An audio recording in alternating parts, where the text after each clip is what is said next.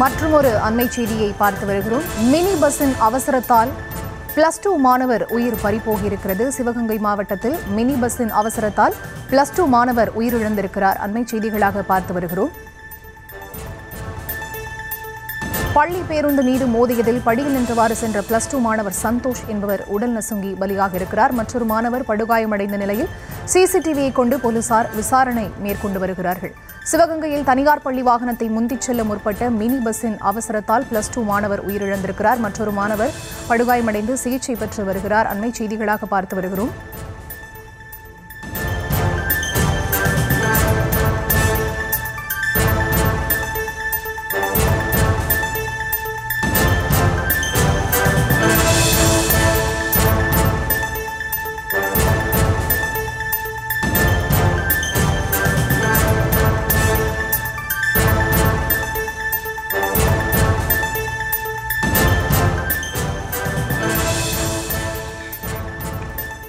இது தொடர்பான விவரங்களுக்கு இணைகிறார் எமது செய்தியாளர் ஃபரூக். அவரிடம் பேசலாம். வணக்கம் ஃபரூக், இந்த விபத்து தொடர்பான விவரங்கள் என்ன?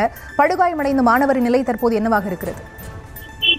வணக்கம் பரிதா. இன்று காலை பள்ளி சென்ற மாணவர் சிவகங்கை அருகே இருக்கக்கூடிய ஏனாதி என்ற ஊரை சேர்ந்த பள்ளி மாணவர் சந்தோஷ்குமார் மினி பேருந்துல பயணம் செஞ்சாரு.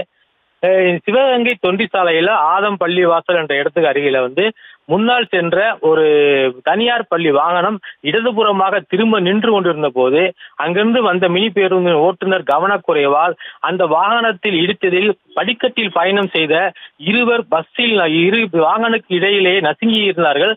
அதில் ஒருவர் சம்பவ இடத்தில் உயிரிழந்துள்ளார்.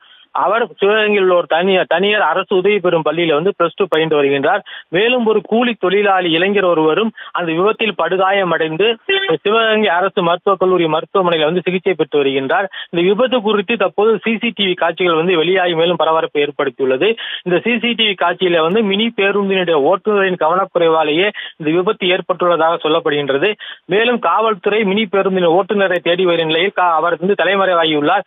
மேலும் பள்ளி வாகனத்தையும் அந்த மினி பேருந்தையும் காவல்துறை தற்போது பறிமுதல் செய்து மேலும் இந்த சம்பவம் குறித்து விசாரணை மேற்கொண்டு வருகிறது. பரிதா,